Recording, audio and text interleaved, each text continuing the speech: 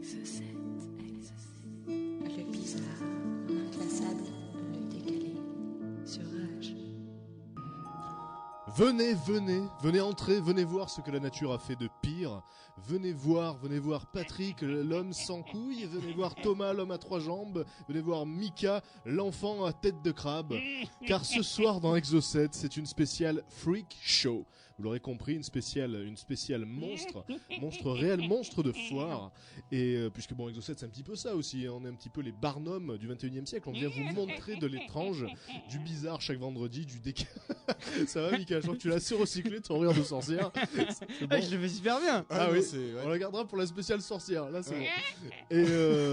Et alors donc, ce soir, on va parler du vrai Barnum et on va parler de vrais monstres de foire, puisque Barnum c'est un petit peu le Jean-Luc Delarue finalement du 19e siècle. Bon, aujourd'hui, on a Jean-Luc Delarue qui nous propose des gens atteints du syndrome de la Tourette ou des gens avec des maladies orphelines ou quelques déformités. Eh bien, à l'époque, au 19e siècle, c'était Barnum, le grand Barnum, qui faisait office donc de montreur de monstres et de chantre du spectaculaire. Oui, Mika. Les vrais monstres, c'était quand même dans C'est mon choix.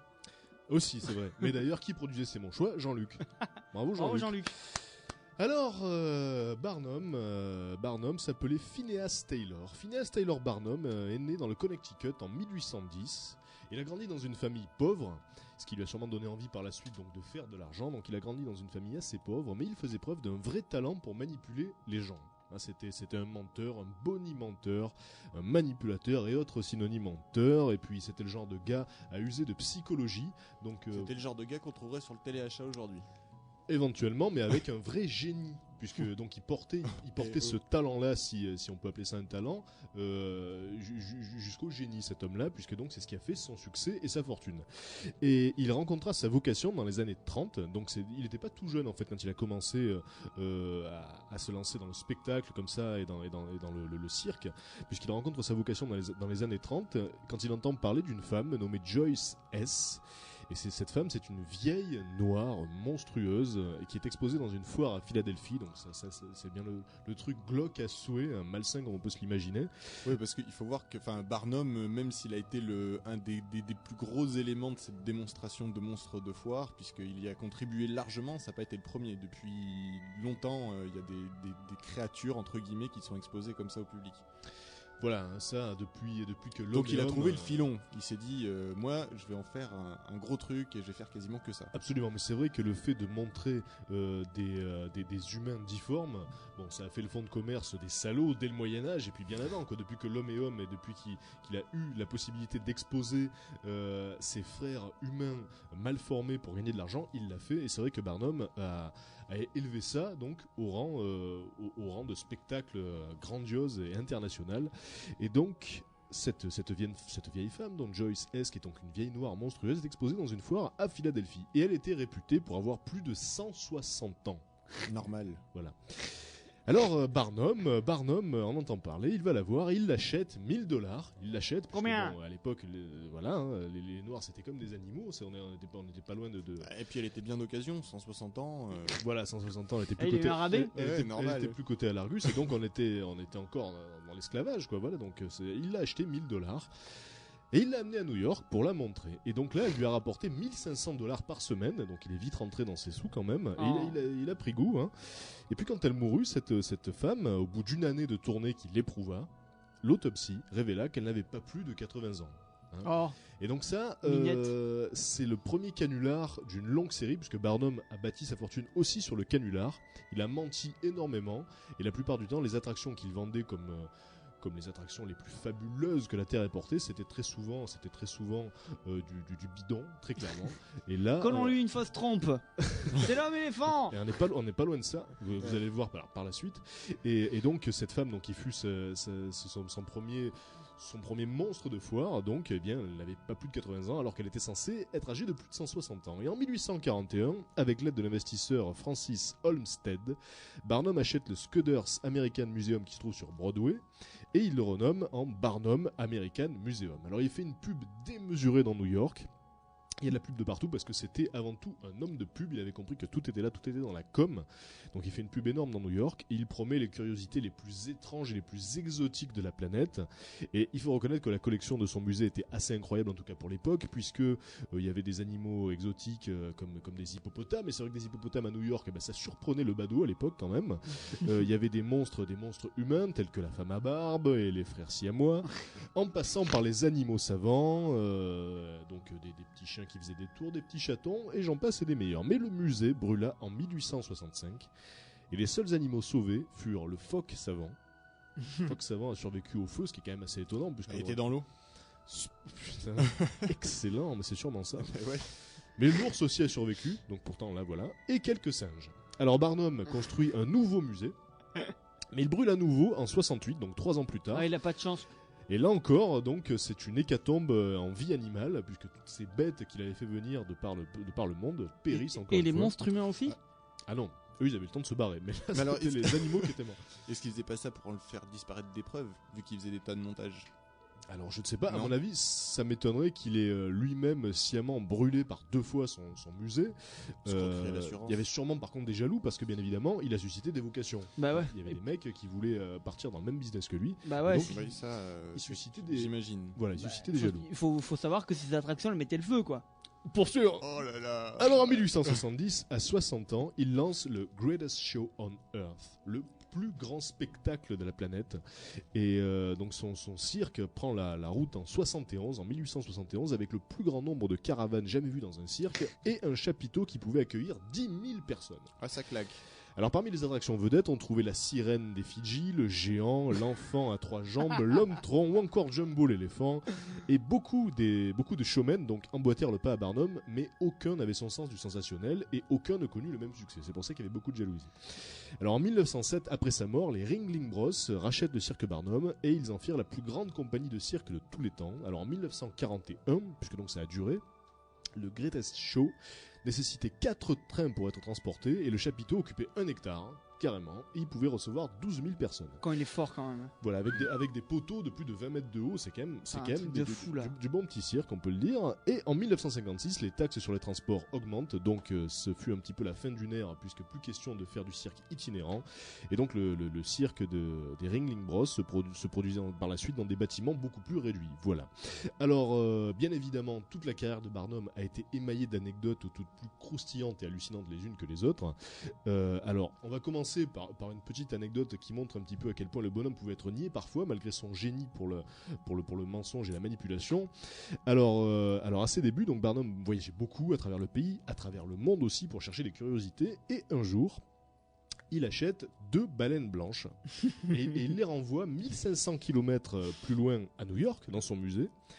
Et il les fait mettre en tout cas, dans un aquarium d'eau douce. Les 2 D'accord. baleines blanches. Bien. Mais Donc- déjà, parce que il faut avoir l'aquarium pour foutre une baleine quand même. Bon, c'était pas des baleines énormissimes, hein, mais c'était des baleines. On va Ouais, dire mais des bon, petites baleines c'est blanches. déjà du beau morceau quoi. Il les met dans un aquarium géant, bien sûr, d'eau douce, hein, et forcément, Ça, comme c'est les un baleines peu sont moins dans la mer, intelligent. elles meurent au bout de 2 jours. Et s'ils les avaient payés cher, c'est l'addition qui était salée. Excellent, excellent. Alors bien évidemment, Je suis la blague. on l'a vu, Barnum, il était du genre déterminé, malgré que son cirque est brûlé, il en a refait un autre. Et bien là, il a fait pareil, il a racheté 2 autres baleines Barnum. Mais le problème, c'est que là, malgré le fait qu'il les ait mis cette fois-ci dans un aquarium tout aussi gros avec de l'eau salée, elles sont mortes au bout de quelques jours également.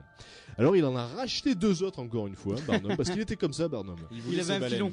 Et donc cette fois-ci, elles ont vécu assez longtemps pour suivre le show. Et donc c'était quand même un show dans lequel on pouvait voir des baleines blanches. Et à l'époque, déjà aujourd'hui, c'est quand même assez étonnant. Bah, J'en ai franchement, jamais- moi, C'était un truc moi de je pensais malade. même pas que c'était possible d'avoir des baleines en captivité en fait. Moi j'en ben ai jamais vu des baleines blanches. Eh ben voilà, Ouais, Barnum c'est clair. avait des baleines blanches. Alors ensuite, un des plus gros canulars de l'histoire de Barnum, et qui restait un terme générique pour définir les canulars d'une manière générale, c'est la sirène des Fidji.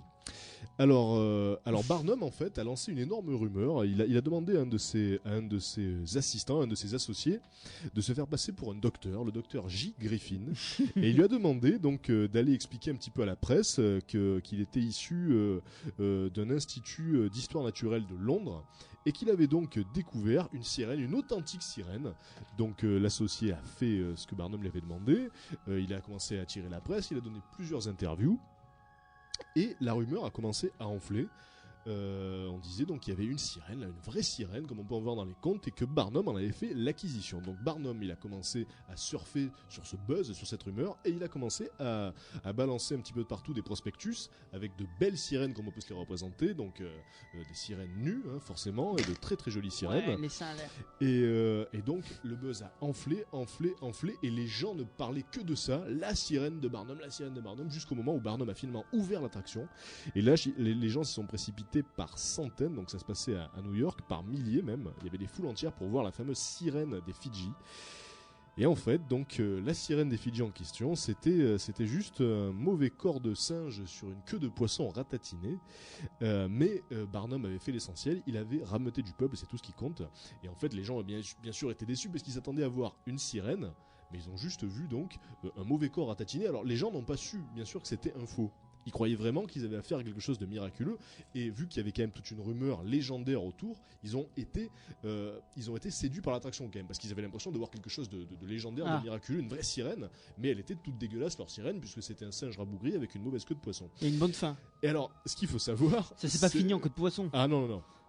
Ce qu'il faut savoir donc, c'est que cette sirène des Fidji, elle a eu toute une histoire auparavant, puisque en fait, c'est une forme d'art traditionnel japonais que d'assembler des singes avec des queues de poisson.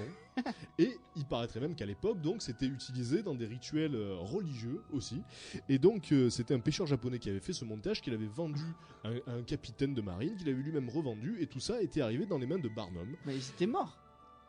Pardon ? Ça vivait plus. Ah, la chose était morte. Ah oui, en plus, oui. Parce que le singe, il savait pas monter avec sa queue. Oui, la chose était morte. Et donc, Barnum, d'un objet, somme toute peu excitant, puisque, encore une fois, voilà, c'était un art traditionnel japonais, il en a fait un événement. Et depuis, donc, la sirène des Fidji a donné son nom à ce genre de canular-là. Hein, quand on parle d'une chimère dans ce goût-là, on dit « Ah, c'est une sirène des Fidji ». Ah ouais, voilà. genre, tu dis à ton pote « Ce que tu m'as dit l'autre soir, c'est une sirène de Fidji ». Exactement. D'accord. Je l'employais pas tous les jours, mais ouais. L'éléphant blanc sacré de Barnum. Alors Barnum voulait coiffer sur le poteau un de ses rivaux, excusez-moi, qui s'appelait Adam Forpoth. Et donc il y en a eu beaucoup que l'histoire a oublié, alors que Barnum évidemment lui il reste. Et donc il avait voulu acheter un éléphant albinos, un éléphant d'Asie albinos, et il en avait eu un pour $75,000. Il s'est dit avec ça, je vais niquer le Adam Forpoth, qui avait du succès lui aussi à l'époque. C'est clair. Et donc, quand il a reçu cet animal, il était peint en rouge et bleu. Alors Barnum, il était bien emmerdé, il a dit mais qu'est-ce que vous m'avez foutu? Et donc Adam Forpoth, alors il en a profité pour le repeindre en blanc, pour montrer du doigt l'affaire et dire au public que Barnum les avait trompés, puisque c'était pas un éléphant blanc du tout, mais un éléphant rouge et bleu. Alors, ce qui est quand même curieux. C'est quand même pas mal, mais c'était de la peinture, on est d'accord, et qui cachait donc la particularité de cet éléphant qui était albinos. Et alors Forpoth, qu'est-ce qu'il a fait? Il a acheté un éléphant lui, mais au lieu de chercher un éléphant blanc, il a juste repeint à la chaux. Il a foutu une couche de chaux sur l'éléphant qui était donc on trouvait albinos. Voilà comment ça se passait. Et donc les gens étaient là sidérés de voir un éléphant blanc qui était donc juste un éléphant avec une couche de chaux par-dessus. Ils étaient cons les gens quand même.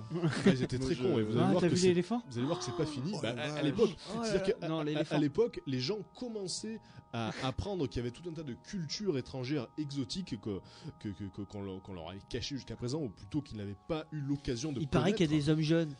Et voilà, ce genre de choses. Il y a des noirs intelligents, on leur disait des trucs comme ça, tout un tas de mythes. C'était quand même une époque où les gens pensaient que les noirs, pour la plupart, les gens pensaient que les noirs étaient comme des animaux, ils les considéraient pas comme des humains à part entière, c'est un truc de barge. Donc ils étaient très très crédules sur ce qu'on pouvait leur raconter à propos de ce qui se passait à l'extérieur des États-Unis et de l'Europe.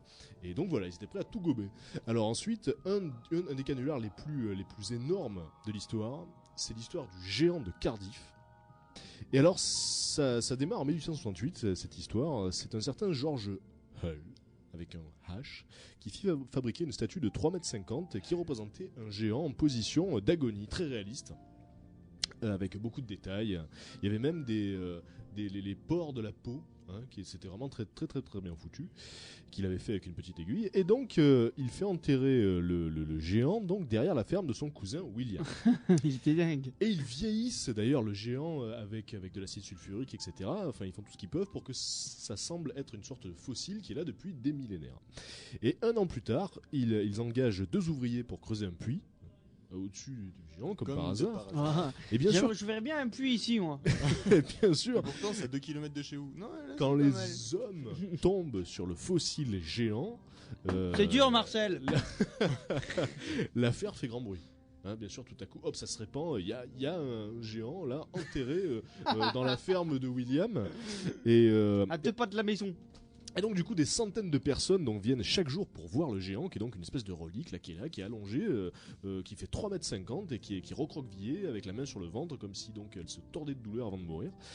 Et Hull fait payer 50 cents la visite quand même. Et un jour, un organisateur de spectacle nommé David Hannum rachète le géant 37 000 $. Et il expose à Syracuse où l'attraction rameute 3000 personnes par jour, donc ça devient énorme, on en parle de partout. Ouais. Non, parce que j'allais te demander, est-ce que lui il s'est fait enfler comme les autres, c'est-à-dire qu'il a cru vraiment acheter un vrai géant, ou il était au courant de la supercherie, il s'est dit moi je m'en fous, je vais pouvoir faire plus de pognon. De toute façon, s'il s'est fait entuber, il a fait une bonne affaire quand même. Quand il achète le géant, il est bien sûr convaincu que c'est un vrai géant, D'accord. et d'ailleurs la communauté scientifique est en émoi. Ah Personne... oui, ça va jusque là, même les scientifiques. C'est-à-dire que ce qui est drôle, c'est Mais que... il l'analyse pas alors pour le savoir. Alors, d'un côté, il y a des scientifiques qui pensent que c'est un fossile, effectivement, d'un géant qui vivait là il y a des millénaires, et de l'autre, parce qu'à l'époque, il n'y avait pas de carbone 14, hein, pour savoir s'il ouais, était c'est frais, sûr. bon, voilà.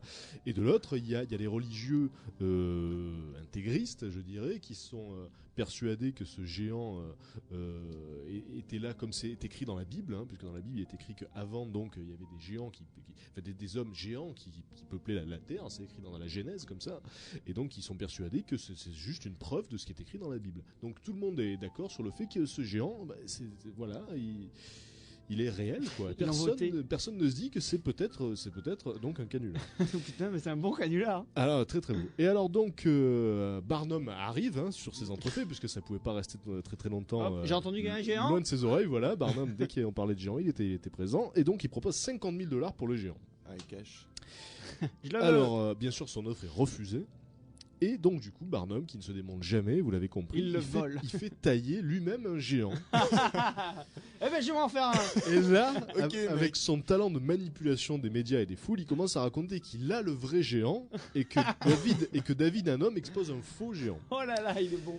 Alors les gens croient Barnum, la presse croit Barnum, et donc du coup, les gens se précipitent pour voir son géant à lui, qui est donc bidon, bien sûr. Et David, Il est en plastique. Ah, c'est énorme. Et David Hannum l'attaque. Il attaque Barnum. C'est moi qui ai le J'ai vrai. le copyright sur le. Mais alors, ce qui se passe, c'est que Il est George énorme, ce Barnum. George Hull, qui est donc à l'origine du canular, finit par avouer toute la vérité. Il dit non, écoutez, arrêtez vos conneries, c'est moi qui ai enterré le géant il y a 2 ans.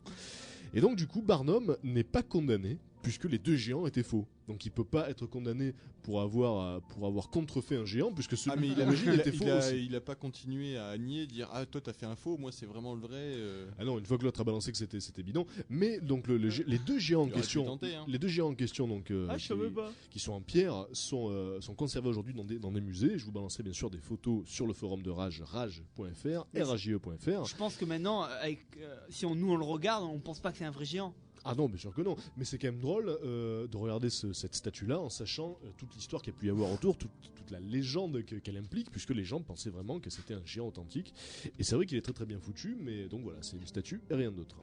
Et ensuite, on a eu droit chez Barnum à Jumbo, le plus grand éléphant du monde. Alors, parce que Il l'a appelé Jumbo. oui.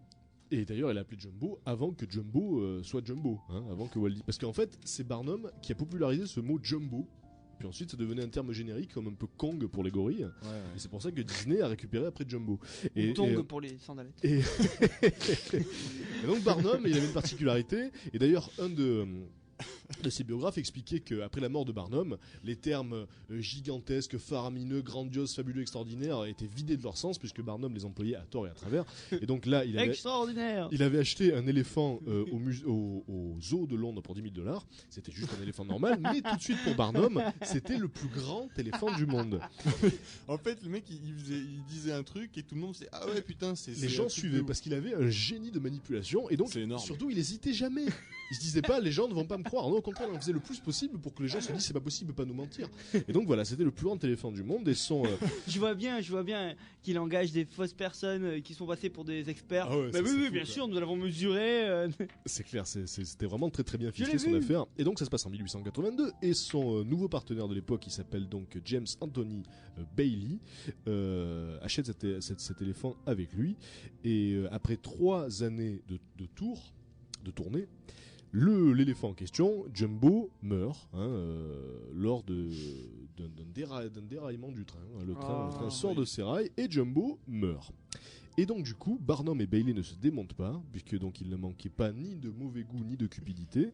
Ils achètent la veuve de Jumbo au même zoo qui s'appelle Alice, et ils exposent dans leur spectacle la veuve de l'éléphant avec La veuve de parce que l'éléphant géant. l'éléphant était devenu célèbre, donc ils exposent la veuve, et à côté de la veuve ils exposent le squelette de Jumbo ainsi que sa peau empaillée.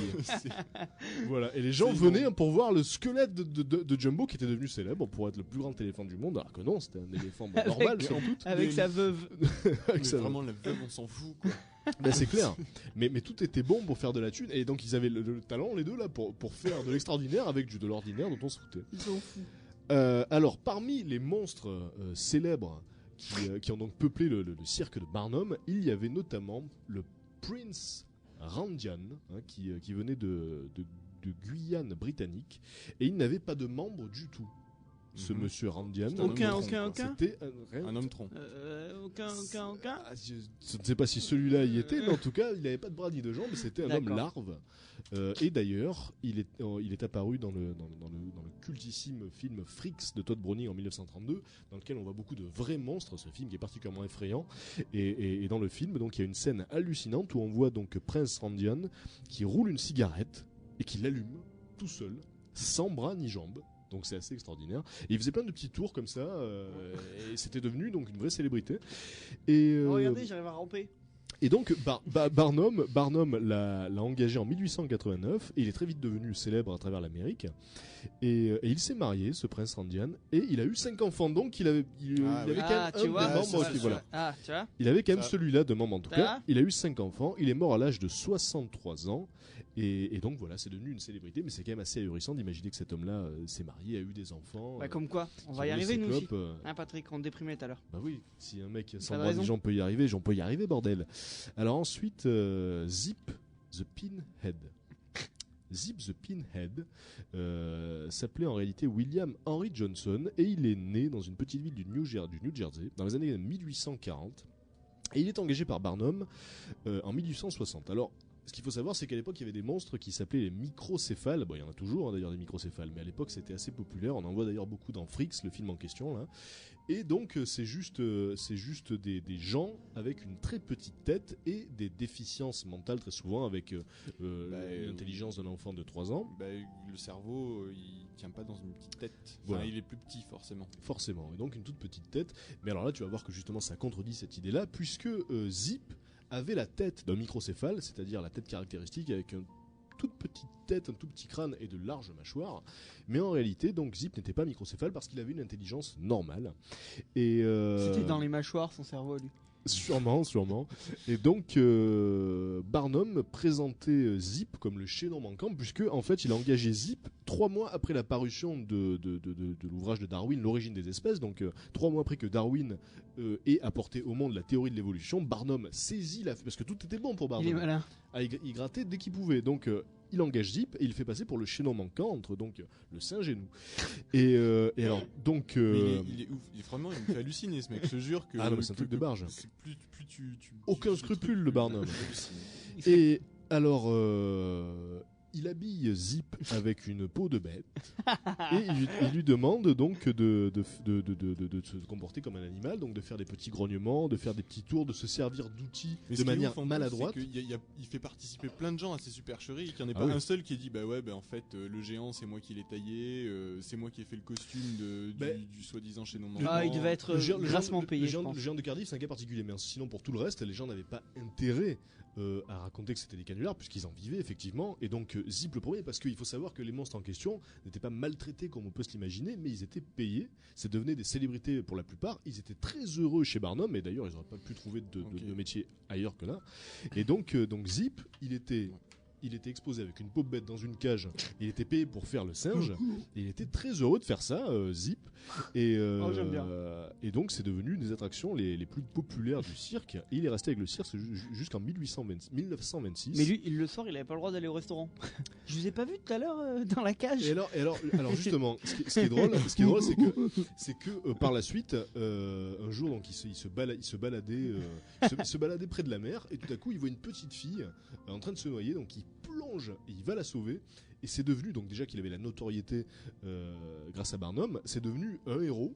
On l'a considéré comme un héros qui avait sauvé une petite fille, tout ça, donc il était très populaire. encore. Il était très populaire, et puis effectivement, même si au début des gens forcément étaient crédules et on peut croire que c'était effectivement une sorte d'échelon manquant, après c'était des stars, ces gens-là à l'époque, c'était devenu une star, et donc les gens acceptaient finalement qu'il ait un nom de scène et un rôle. Donc même s'il y avait quand même des gens crédules, il y en avait aussi qui savaient que c'était un acteur, et donc voilà, il y avait une vraie célébrité, et donc voilà, Zip the Pinhead, donc ce qui veut dire la tête d'épingle. Alors ensuite, on passe à Cheng et Ang, qui sont probablement les deux monstres les plus connus de l'histoire du cirque Barnum, puisque donc c'est de ces deux frères-là que vient le terme frères siamois, puisque donc Cheng et Ang sont nés au Siam en 1800. Pourquoi j'allais le dire comme ça? Eh bien voilà, ils sont nés au Siam, qui donc aujourd'hui s'appelle la Thaïlande. Donc, ces deux frères sont nés là. Et ils se sont fait découvrir en 1829 par un certain Robert Hunter, qui était un commerçant, et qui a commencé à les exposer dans une tournée mondiale. Et alors, la particularité de ces deux frères-là, c'est qu'ils étaient donc reliés par un morceau de cartilage au niveau du sternum. Donc ils étaient reliés par le ventre comme ça. Ouf. Et leur foie était fusionné, mais leur foie était développé complètement de manière indépendante, c'est-à-dire qu'on aurait pu scinder ce foie en deux, ce foie fusionné en deux, on aurait pu couper ce morceau de cartilage, même à l'époque. C'est ça qui est dingue, parce que bon, évidemment aujourd'hui ça aurait été une broutille, mais même à l'époque, alors que bon, évidemment la chirurgie n'en était pas au même point qu'aujourd'hui, leur situation en tant que siamois était telle que on aurait pu les séparer, couper ce cartilage, couper ce foie. Bon, voilà. Apparemment, c'était jouable. Mais ils n'ont pas été séparés. Ils n'ont pas voulu, en fait. Alors, au début, j'imagine qu'ils ne le savaient pas, et quand ils sont devenus célèbres, ils ne voulaient peut-être plus l'être, puisque donc c'est devenu des stars. Alors, voilà. Ah, ça devait être chiant quand même d'avoir un frère devant lui. Alors, vous allez voir l'affaire. Donc, un peu relou, ouais. ce commerçant Robert Hunter les expose dans le monde entier, et une fois leur contrat terminé, leur contrat donc qui a marché à merveille, donc il y a eu beaucoup de succès autour de... C'était un CDD. C'était un CPE déjà. et donc ils commencent à faire leur business tout seuls, hein, ils s'exposent eux-mêmes, donc ils font des tournées, venez nous voir. Bon. En pleine rue. Et finalement en Amérique, ils rejoignent donc le cirque de Barnum, et en 1839, alors que le cirque se trouve à Wilkesboro en Caroline du Nord, les jumeaux s'attachent à la ville et ils décident de s'installer là. Ils étaient pas assez attachés. Très bon, mais donc ils décident de s'attacher en plus donc dans cette ville, et ils lâchent donc le cirque Barnum, et donc ils continuent à tourner encore une fois par eux-mêmes, et ils deviennent donc des citoyens à part entière des États-Unis, ils se font naturaliser, et donc ils s'appellent Cheng et Eng Bunker. Ah, ils avaient leur nom. Ils avaient 2 pièces d'identité. Alors je ne sais pas ça, mais en tout cas voilà, ils prennent le nom de Bunker, et donc ils achètent une plantation, ils achètent des esclaves, ce qui est quand même dingue. Donc l'esclavage. Et donc ils se sont fait de la thune quand même, parce que gras de thune. Il fallait les moyens. Voilà, parce que c'est vrai que l'image qu'on peut avoir par rapport à ces montreurs de monstres, c'était que il les fouette, il les met dans des cages, brimés, enfermés, et qu'ils ne gagnaient rien. C'était comme des acteurs. Ouais, je pense que c'est un peu la faute. Moi, c'est la conséquence d'Elephant Man, quoi. C'est clair. Ouais, moi, j'avais vu ça dans la petite maison à Paris. Mais donc, j'avais eu peur. Mais oui. Et donc, voilà, c'était des acteurs finalement. Ils étaient payés.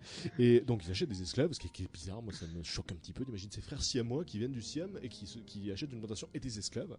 Et donc, ils trouvent 2 femmes. Oui. Ah, 2 femmes, non. Tu vois le truc au mois d'avril 1843, attachés par le dos. Alors qu'ils étaient devenus donc des membres très appréciés de la communauté.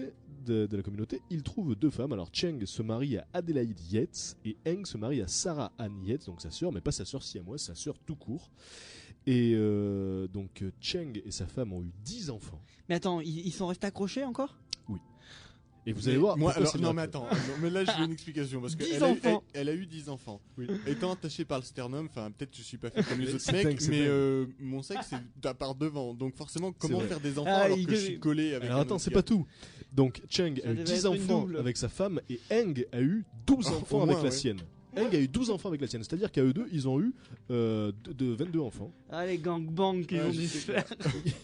Ils ont eu 22 enfants. Non, Et mais c'est vrai attends, que non, On mais- a du mal à imaginer comment ça a pu se passer puisqu'ils étaient donc collés par le ventre. Alors Tu peux moi, fermer les yeux, s'il te plaît? imagine comment ça devait être. Arrête de regarder. Comment ça devait être Mais ça hardcore. devait être hardcore, mais ça devrait être hardcore. Et surtout pendant que l'un procréait l'autre, qu'est-ce qu'il faisait?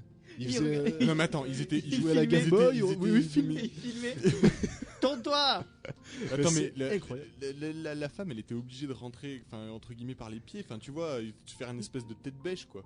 Alors, Je vois que ça. je comme vous possibilité. montrerai la photo sur le forum. De et vous l'accouplement. vous pourrez vous faire La votre vidéo filmée par le frère. votre propre scénario. Alors c'est vrai qu'ils étaient collés par le ventre, mais il y a quand même de l'espace. On peut imaginer, je sais pas, une levrette un petit peu acrobatique et ça ne pouvait passer. En tout cas, ça s'est passé puisqu'ils ont eu 22 enfants. Non mais attends, non mais moi ce que oui, la fille elle l'a quand même au cul pendant qu'elle est avec l'autre. Mais pour sûr. c'est évident. Et alors, ce qui est marrant aussi, c'est qu'après les Mon deux frère femmes, te gêne pas. les deux, non, il dort là. les deux femmes ont voulu acheter des maisons séparées, ce qui fait c'est un que peu chiant. elles avaient chacune le mari.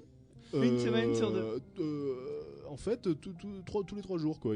3 jours, Non, ils mais- allaient chez une des femmes. Bon chérie, je vais chez mon frère. Et voilà, et les 3 jours suivants, ils allaient chez l'autre femme. Et donc les deux frères étaient donc bien sûr tout le temps collés. Et c'est ça qui est miraculeux. On peut se demander quel genre de vie est-ce qu'ils ont pu avoir. Et alors le détail Merde. un petit peu glauque pour clore ce chapitre, c'est que donc Cheng et Heng sont morts le même jour, Heureusement. en 1874. Mais il y en a un qui est mort avant l'autre. Oh. Et on pense très sincèrement que celui qui a survécu est mort de peur en voyant son frère mort et en se disant qu'il allait y passer. Donc c'est un peu le détail glauque. Et d'ailleurs, on voit cette histoire dans un épisode de X-Files, de la saison 3 d'ailleurs.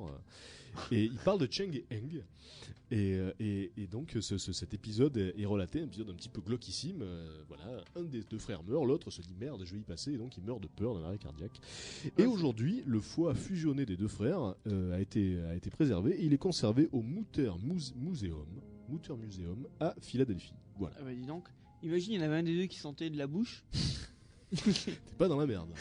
Mais même pour toute leur vie, pour bouffer, tout un tas de trucs, pour, ça a dû être horrible. Ah ça c'est... Je pensais pas que Pour ça regarder- avait existé quoi. Pour regarder un truc devant toi, à part Ah. ton frère, tu vois rien. Ah ouais, tu vois rien. Et ils ont eu 12 enfants, 22 enfants. Mais c'était- ce qui est bien, c'est que tu peux voir derrière toi, par ton frère. Ouais, c'est clair que Et si attention, tu il marches, arrive, il arrive, si tu il marches arrive. en crabe, il y en a un qui peut regarder à gauche, l'autre à droite et tu vois 360 degrés. Alors, le général Tom Pouce fut un des personnages les plus célèbres du cirque Barnum lui aussi, et un des plus adulés, puisqu'à son enterrement, il n'y avait pas moins de 10 000 personnes. Alors voilà comment démarre l'histoire de ce général Tom Pouce en général. En réalité, il s'appelait Charles Sherwood Stratton et il est né en 1938 dans le Connecticut. Et en 1842, donc, Barnum le découvre. Alors Barnum était toujours sur les bons plans. Je ne sais pas comment il faisait, mais il y était. Et donc il découvre cet enfant, donc il y a 4 ans quand Barnum le découvre, et il mesure 64 cm, il pèse 6 kg. Alors vous me direz, bon, pour un enfant de 4 ans, c'est pas extraordinaire non plus. Barnum, il a acheté, il a peut-être un peu misé trop vite, parce qu'il aurait pu grandir par la suite. Oui, c'est vrai, oui. Mais il n'a jamais grandi plus loin que 84 cm. Moi, Donc je Barnum avait misé juste. moi je faisais pas plus d'un mètre je crois quand j'avais 6 ans, quand je rentre au CP. C'est que j'étais petit. Pour sûr. Mais là, en tout cas, le Barnum avait bien misé, puisque Tom Pouce n'a jamais dépassé 84 cm. Alors, Barnum, qu'est-ce qu'il fait? Il remplit un contrat avec les parents, et il engage le petit nain de 4 ans. Puisque c'était donc un nain, ses parents étaient des adultes donc de taille normale, mais lui c'était un nain. Et donc les Stratton décident de déménager, de suivre Barnum, et Barnum leur propose des chambres à New York dans son musée. C'était l'époque où c'était pas encore le cirque itinérant mais le musée de Barnum. Donc ils habitent là, ils habitent au musée dans des chambres, et le nom de Charles est changé. Barnum le baptise Général Tom Pouce. Voilà, ce qui est assez glorieux pour un enfant. C'est vrai À qu'il a des 4 bonnes ans. idées. Hein. Ouais. Ah oui, C'est énorme. aucune race. Et alors Barnum l'éduque lui-même, il lui apprend à lire, il lui apprend à écrire, il lui apprend l'arithmétique, il lui apprend à danser, à faire des petits tours. Et la plupart des performances de ce général Tom Pouce consistaient donc à s'habiller comme des personnages historiques. Et un de ses tours les plus fameux, c'était quand il s'habillait en Napoléon. Forcément. Et c'était tout mignon. Voilà. Et les gens adoraient. Et en janvier 1844, Barnum part en Europe. Et il amène donc évidemment Tom Pouce comme attraction principale. Et en Europe, alors là c'est la folie, en Europe tout le monde se l'arrache, tout le monde veut voir Tom Pouce. Et en Angleterre il est tellement populaire que la reine elle-même, la reine Victoria, demande par 2 fois à voir Tom Pouce en personne. Et en 1863, en février, Tom tombe amoureux d'une jeune naine qui s'appelle Livinia Warren. Il l'épouse, et alors là, Barnum, qui ne perd jamais une occasion de faire rentrer la thune, décide de faire une grosse OP commerciale là-dessus. Et le mariage a été en public, c'est ça. Et alors oui, et quel public. Donc il baptise ce mariage comme une occasion à ne rater sous aucun prétexte. Il dit que c'est maintenant ou jamais. Vous ne verrez plus jamais un spectacle pareil, le mariage des deux. Et donc l'événement est tellement énorme que au mariage, il y avait 2000 invités. 2000 personnes sont venues voir le mariage de Tom Pouce et de sa femme, alors que c'était jamais que des nains. C'était pas extraordinaire, je veux dire. On en voit régulièrement finalement quand on y réfléchit un petit peu. Peut-être que le gâteau il était plus gros qu'eux. Peut-être aussi, ou peut-être que c'est eux qui faisaient office de figurines au sommet du gâteau, on ne sait pas comment ça a pu se passer. Mais ce qui est certain, c'est que Barnum avait le sens du spectacle pour... Surtout qu'à l'époque, les nains, ça existait, quoi. Bien évidemment. Donc c'était le sens du spectacle qu'avait Barnum et qui a fait monter la sauce autour de ce Tom Pouce, et donc voilà. Et Tom se retire donc du business et du cirque avec pas mal de thunes, parce qu'il en a engrangé beaucoup dans sa carrière. Il mène une vie peinard et il meurt en 1883. Et là, lors de ses funérailles, comme je vous le disais, il n'y a pas moins de 10 000 personnes, tellement c'était une star internationale. Donc voilà. Donc finalement, c'est vrai que 10 000 personnes pour regarder un trou de 60 cm. Eh bien, c'est du bon. Et c'est vrai qu'on peut se dire que finalement, bon, il a été exposé toute sa vie, mais il aurait pu difficilement rêver d'une meilleure carrière finalement, puisqu'il était riche, célèbre et mais en adulé. fait, le problème de Barnum, je dirais, c'est qu'il a pas de respect pour la dignité humaine. Il a pas de race. Aucune race. Il a pas de respect pour la dignité humaine, mais cela dit, il respectait l'argent et il était pas, enfin, il a pas fait les choses que pour lui en fait, si. Il s'est enrichi comme un gros porc, mais il a pas tout pris et maltraité. Oui, heureusement qu'il était gentil il a pas avec tout ses pris. amis, quoi. Il a pas tout pris. Gentil entre guillemets quoi. Il les exploitait, mais il leur donnait une contrepartie à cette exploitation. Mais peut-être qu'il leur demandait leur avis aussi. Alors ça, j'en sais rien. Ouais, mais ça c'est l'éternel débat. Tu vois, je sais pas si tu te souviens à une époque où il y avait des lancers de nains. Il y avait des tas de nains qui disaient oui, mais nous c'est notre choix, on n'est pas contre, etc. Et il y a eu des tas de débats en disant ouais, mais c'est atteinte à la dignité humaine et tout ça. Et même des gens qui étaient pas nains étaient contre. Et les nains gagnaient de l'argent comme ça. Bah ouais. Ils disaient mais laissez-nous bosser. Mais c'est quand même un dilemme. C'est quand même un dilemme, c'est vrai. Pour sûr. Parce que tu peux pas décider pour les gens, mais en même temps c'est vrai que au niveau de la dignité c'est pas au top quoi. Alors avant de marquer une seconde pause, l'histoire de Jojo, l'enfant à la tête de chien. Alors Jojo était aussi très très célèbre, une vraie star à l'époque. Et donc il est né Fedor Jevtichou, Jojo. Il est pas né Jojo, faut le savoir. Et il habitait à Saint-Pétersbourg. Il est né à Saint-Pétersbourg. Et donc au début, il faisait des tournées avec son père. Donc c'était son père, son propre montreur de monstres finalement. Et ça c'est horrible. Voilà. Et donc le père est mort. Et donc Jojo, comme par hasard, il a fait un contrat avec Barnum. Comme par hasard, Pourtant Barnum c'était à était là. Saint-Pétersbourg, mais Barnum était dans la place. Mais en même temps, à mon avis, tu vois, il devait y avoir ce genre de monstre entre guillemets devait savoir que chez Barnum, ils allaient vivre dans une communauté où ils étaient tous différents. Et à mon avis, il devait avoir une certaine symbiose et il avait envie peut-être. Et peut-être que Barnum avait des espions de partout sur Terre. Ouais. Alors, Jojo, l'enfant à la tête de chien. Nous on spécule et lui il raconte. Ah bah oui, Jojo, l'enfant à la tête de chien, il était victime de l'hypertrichose. C'est une maladie qu'on appelle aussi le syndrome du loup-garou et qui est peut-être à l'origine d'ailleurs du mythe des loups-garous, puisque l'hypertrichose, donc c'est donc une pilosité phénoménale. Comme sur ton torse. Il avait des poils de partout, mais vraiment partout, c'est-à-dire sur le visage de partout, il était noir de poils. Et donc Barnum le présentait comme un chien, mais même Barnum avait imaginé tout un mythe autour de Jojo, comme il faisait d'ailleurs avec la plupart de ses monstres. Et donc là, Barnum expliquait J'ai dû me battre avec une meute pour le rattraper. Ah, écoute un peu l'histoire. Donc il expliquait que Il était élevé par des loups. qu'un chasseur en Russie avait traqué Jojo et son père dans une cave, qui les avait capturés, que le père avait été décrit comme sauvage et qu'il ne pouvait pas être apprivoisé, donc ils ont juste gardé le fils. Et donc Barnum insistait sur la ressemblance entre Jojo et un chien, et donc il avait même demandé par contrat donc d'aboyer quand les gens venaient le voir. Donc Jojo aboyait et grognait. Apparemment il était bon joueur, le Jojo, hein, il faisait ce qu'on lui demandait, mais il faut quand même savoir que Jojo il parlait russe, allemand, anglais. Donc il était loin d'être con, mais son boulot consistait à Souvent aboyer. les chiens sont intelligents. Et donc ils ont tourné en Europe et dans le monde. Et donc voilà, Jojo, l'enfant à la tête de chien, était une star, mais personne ne savait donc qu'il était intelligent, puisque les gens pensaient qu'il était juste foutu d'aboyer. C'était un petit peu l'ironie de la situation. Voilà pour les monstres du cirque Barnum. Les infos, Insolite. c'est d'ailleurs tout de suite. Et Alors ça, la, c'est très bon. la première se passe à Angers. Et alors je ne sais pas. C'est insolite. Alors la deuxième se passe à Katmandou. Alors, donc, c'est très bon. Ça. alors à Angers. Je ne sais pas si vous aviez vu cet épisode de Striptease, hein, les fameuses émissions qui passent sur la 3, dans laquelle on voyait un vieux professeur qui avait cryogénisé sa femme. Il habitait dans un château, sa femme était dans un congélateur avec un hublot. exact, c'était un truc de ouf. Un truc de ouf. Eh bien, l'info insolite qui va ouvrir C'est qu'elle a décongelé. ce soir, donc vous allez voir l'affaire. Donc, il se trouve que l'homme est mort lui aussi. il est mort en 2002. Et les corps congelés du couple, qui donc était congelé depuis 2002. La femme était congelée depuis 84 et l'homme, le professeur, était mort depuis 2002. Et c'est leur fils qui avait pris le relais donc. Et ils étaient congelés Ils ont tous se congeler. dans l'espoir d'un retour à la vie. Eh oui, Mais ils évidemment. ont finalement été incinérés par leur fils après une panne des réfrigérateurs. Oh. Au terme d'un combat de 22 ans qui a échoué à faire légaliser ce mode de sépulture. Parce que donc le père se battait avec la justice pour avoir le droit de garder sa femme morte mais congelée dans son château. Le fils a pris le relais et donc ça faisait 22 ans que le combat durait. Donc Rémi Martineau avait promis à son père de se battre jusqu'au bout pour conserver les corps dans des caissons à moins 65 degrés. Mais oui. Quand t'as les moyens de faire construire une salle comme ça où tu te fais cryogéniser, t'as pas les moyens de mettre un petit appareil qui prend le relais quand il y a une coupure d'électricité pour éviter que Je tu peux brancher mon rasoir. Ah non, mais il faut quand même- Oh punaise, oh punaise, oh C'est punaise. le bad.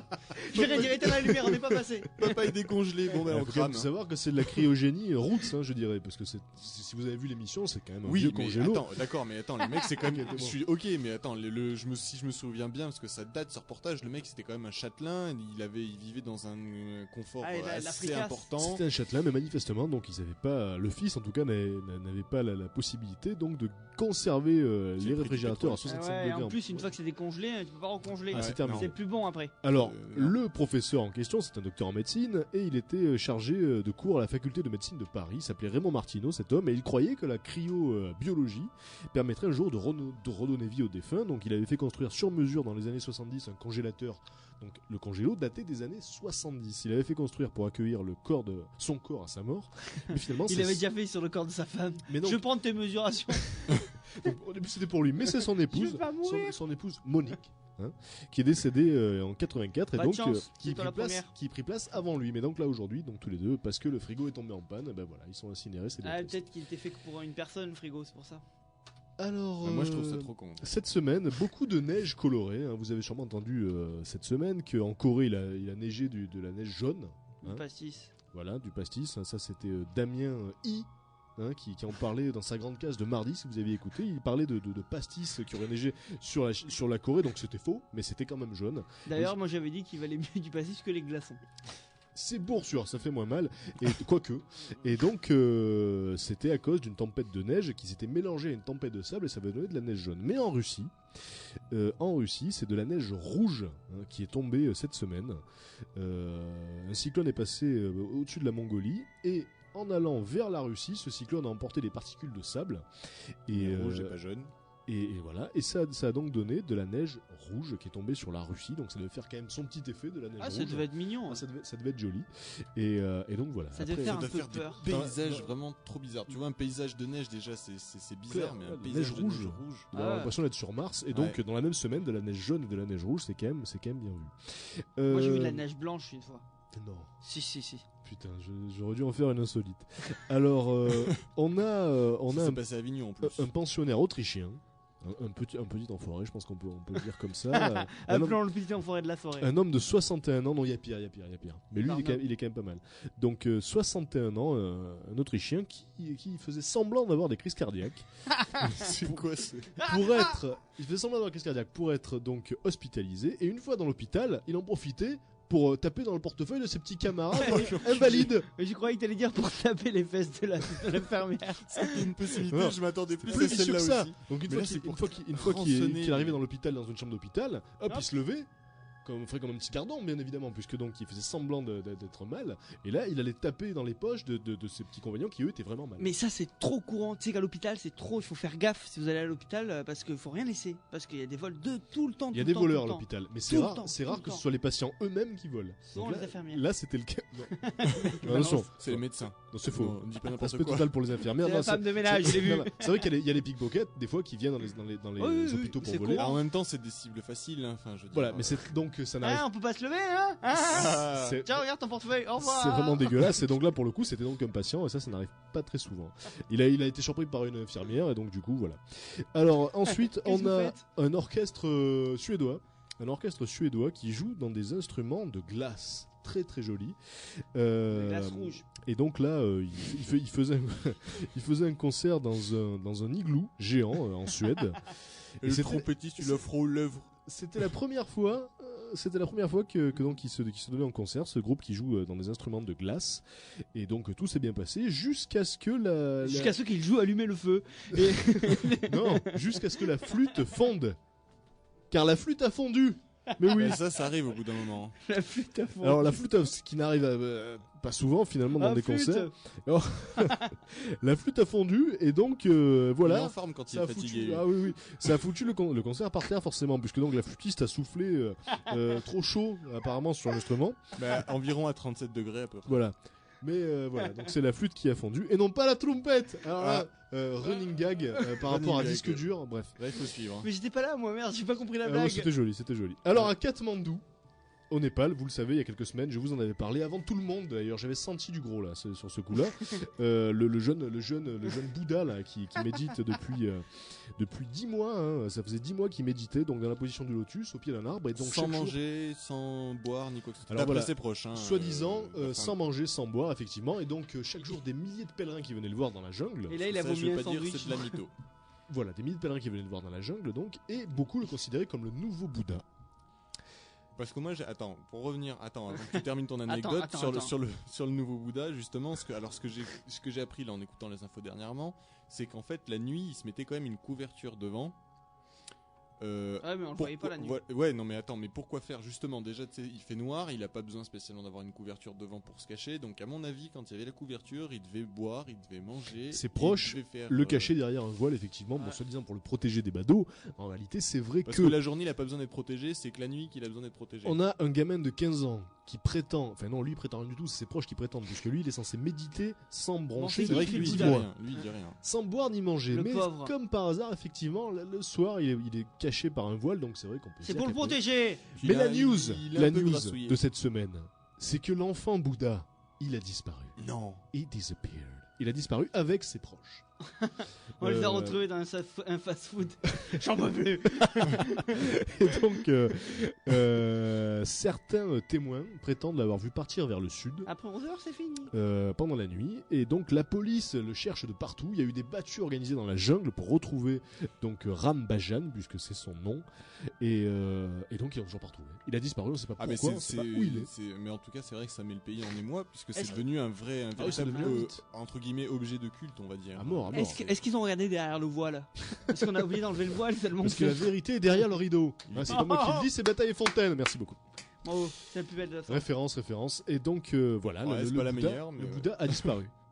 On peut vraiment se demander, c'est très très intriguant. On se dit mais pourquoi? Qu'est-ce qui s'est passé? Ou Bah, alors peut-être qu'ils pouvaient plus assumer apparemment, le canular. Oui, ils ont préféré ou disparaître. soit ça, ou soit, enfin, apparemment, toujours d'après des sources sûres sur place, genre ils lui ont parlé, ils savent pourquoi il est parti, c'est parce que pour lui, ça devait pas être médiatique ce qu'il faisait, il était vraiment là pour se recueillir, et le fait qu'il y ait des milliers de personnes comme ça qui passent tous les jours, ça l'empêchait de méditer, etc., Peut-être. et ça l'éloignait de son objectif. Et peut-être que c'est la véritable réincarnation de Bouddha et qu'il n'a pas mangé depuis quasiment 1 an, mais qu'il en avait marre des badauds. Ben ouais, peut-être.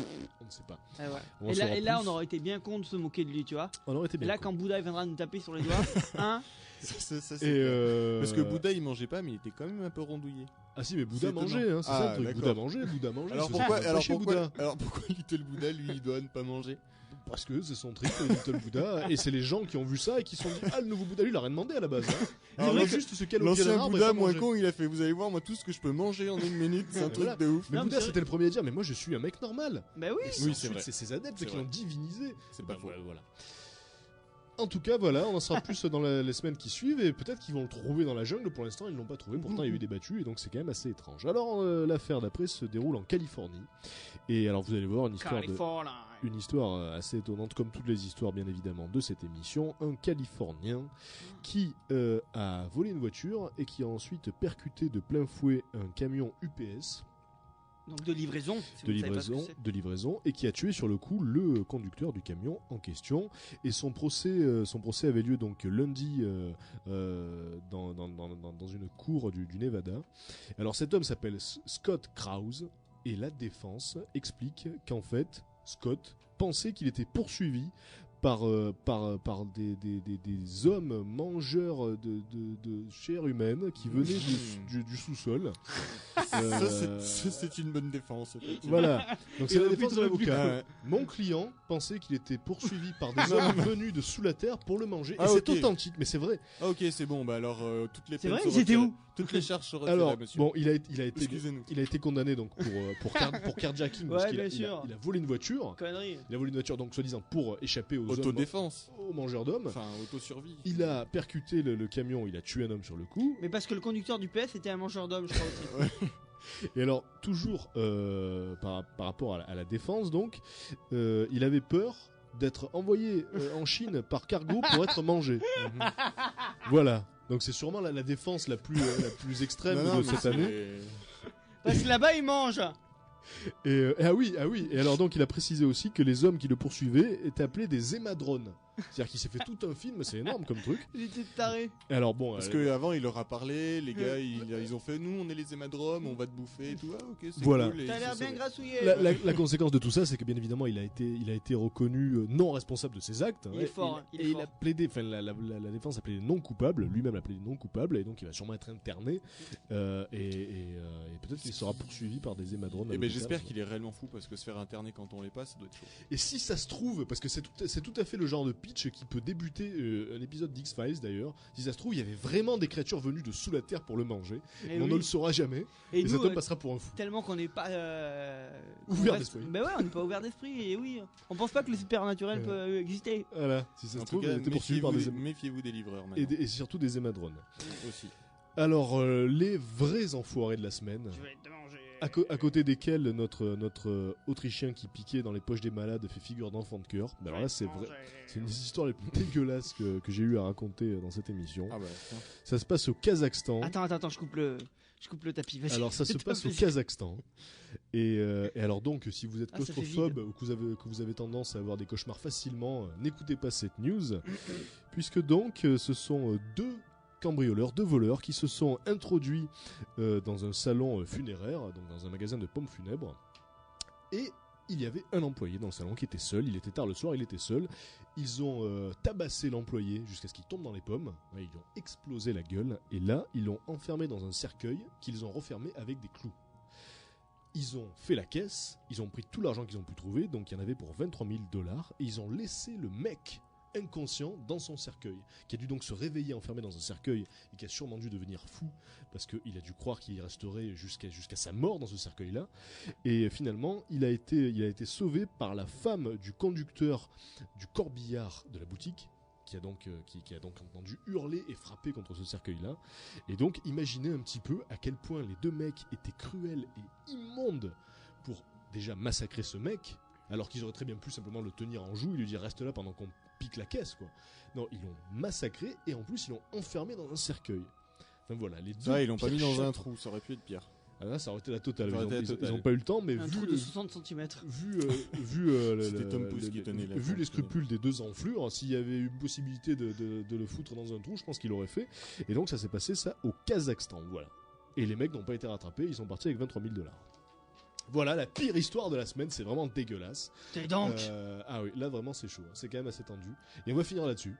Donc toi, t'es un petit peu claustrophobe, si je comprends. Moi je suis pas particulièrement claustrophobe, mais j'imagine que si les claustrophobes entendent cette nouvelle, il y a de quoi tomber dans les pommes. Parce que imaginez-vous être Ah, conscient de je vous sais, réveiller que dans pour un les cercueil claustrophobes, c'est le fermé. pire des supplices, quoi. Vraiment, Mais- tu peux pas pour faire pire. n'importe qui. Ouais, mais Tu moi, t'imagines disons que ça me enfermé fait. dans un cercueil, hein. Moi, ça me fait pas peur de l'imaginer, ça me ferait peur une fois dedans, mais je Ah sais qu'un ouais. claustrophobe, Il peut y rien que de avoir lui en pire que ça. parler, il arrive même pas à le Mais concevoir. pour n'importe qui, il peut pas y avoir pire que ça, se retrouver enfermé. Ah non, ça, il peut pas y Par avoir des pire. clous. Surtout, imagine qu'il est en train d'imaginer qu'autant il est en terre. Il peut tout imaginer. le mec. Ah non, mais Autant il est laisse dans tomber. terre. Il peut se dire si Ça, par contre, ça. Mais là, à sa place, je flippe. regarde un petit Là, peu. tu Il peut te se dire dis, si je vais ça se mourir trouve, là, il peut se quoi. dire si ça se trouve, les gens ont cru que j'étais mort, ils m'ont enterré. Oui. Si ça se trouve, je sortirai jamais. Enfin, il a pu tout se dire. En plus, il devait souffrir parce qu'il avait les hématomes des coups. Enfin voilà, l'histoire la plus trash de la semaine, c'était Et celle-là. il devait avoir du mal à respirer et tout. Et on se retrouve la semaine prochaine pour Mhm. un exocet tout nouveau, tout beau.